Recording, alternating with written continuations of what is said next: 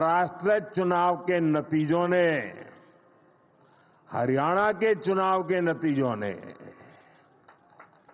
और इन दिनों देश भर में जो उपचुनाव हुए उससे जो नतीजे आए हैं,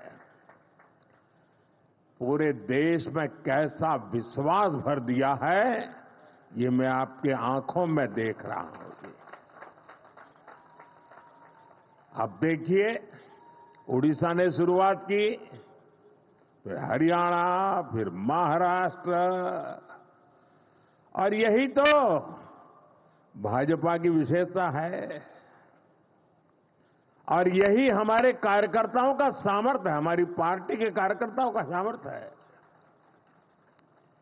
विपक्षी दल बीजेपी सरकार के खिलाफ सुबह शाम अपप्रचार करते रहते हैं, लेकिन जनता बीजेपी सरकार के कामों को देखकर उन्हें आशीर्वाद देने खुद मैदान में दौड़ पड़ती है।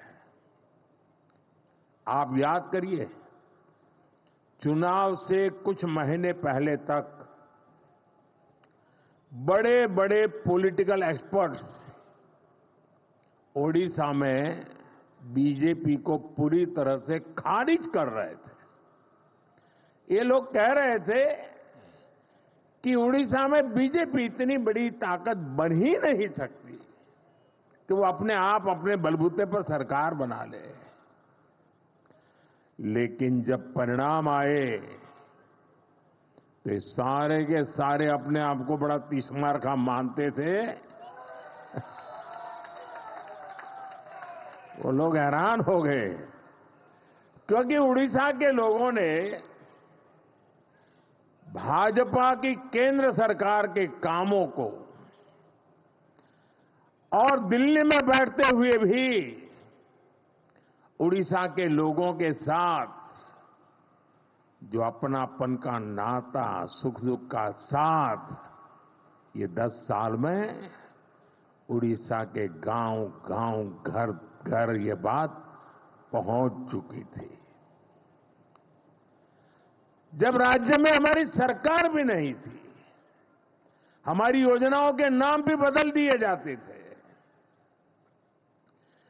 सब कुछ होता था, फिर भी ओडिशा के विकास के लिए पूरी लगन और ईमानदारी से हम लगातार काम करते रहे।